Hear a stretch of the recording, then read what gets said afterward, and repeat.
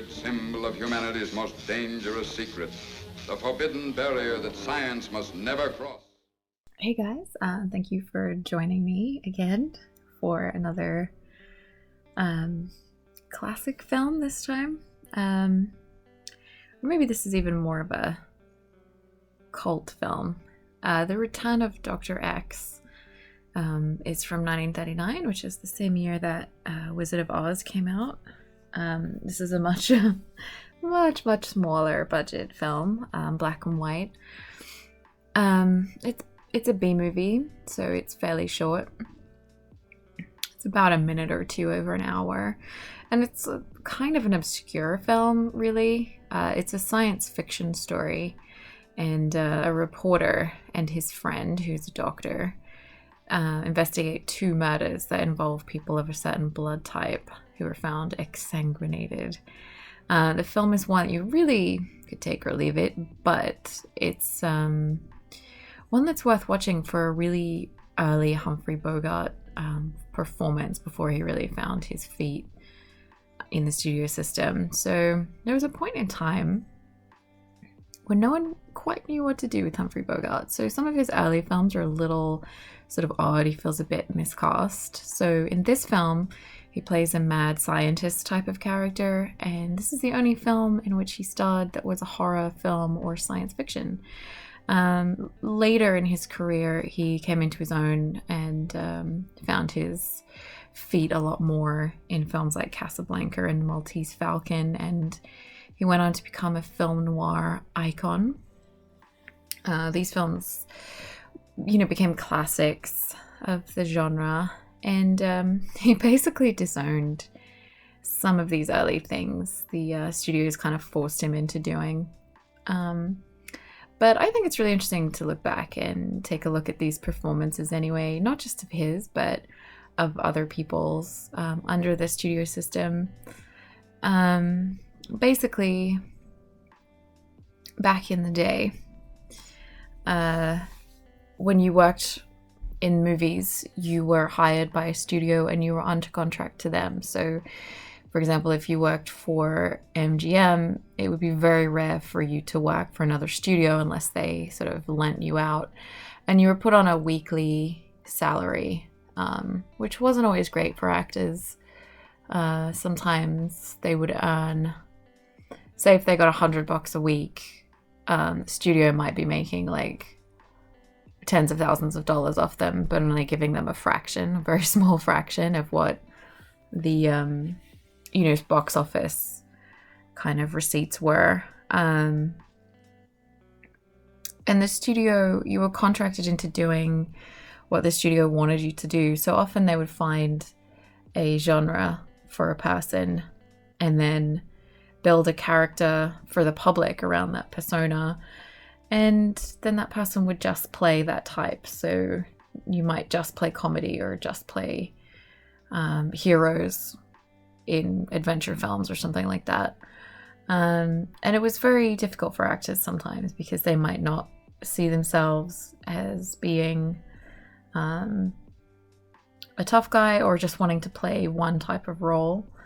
But also in the case of someone like Humphrey Bogart, they would try out different things to see sort of how somebody did. So here they liked Humphrey Bogart and they wanted to use him for things, but they didn't seem to quite know where to put him, and he didn't have a lot of choice about what he could and couldn't do. So a couple of films, I think there's another one as well, he just sort of plays like, or here he plays a mad scientist, and you just think like that's not really his forte, and later on he just would refuse to talk about this film. So it's interesting, and it does kind of make me wonder how much studio interference just interrupted careers where they weren't sure where to put someone or how to market them, and some really good actors probably fell by the wayside under this kind of sometimes lack of imagination on the part of a studio. So that's kind of what intrigued me about this film and made me want to talk about it. and share it with you guys. The plot is kind of fun. This film's quite short, so there will be a couple of spoilers in here, but basically Walter Garrett, played by Wayne Morris, is a journalist who's reporting on a really weird case. 2 people are found drained of their blood, and there's even some odd synthetic blood involved in the crime. So he goes to his friend Dr. Rhodes, played by Dennis Morgan, who knows something about hematology, but then they go on to consult his former teacher, Dr. Flegg, played by John Littell, who is an expert. He doesn't really tell them anything, but he's a bit cagey. And at his office, they meet his sinister assistant with a white stripe in his hair, which is none other than our friend Humphrey Bogart. This assistant is menacing and seems familiar somehow, so they look into it some more, and it turns out that he is a revivified creature, basically created by Flegg, who was experimenting, and I think he's actually a war criminal of some kind who's been brought back to life, and now he needs a certain blood type to stay alive, so he's been killing to get it. Bogart really does his best with the material. I think he seems a little unnatural and uncomfortable, but on the whole, I think he's pretty good in this film. The story's based on a story called The Doctor's Secret, which was a late 30s story published in a detective magazine. Detective magazines of this era are almost, a YouTube video of their own.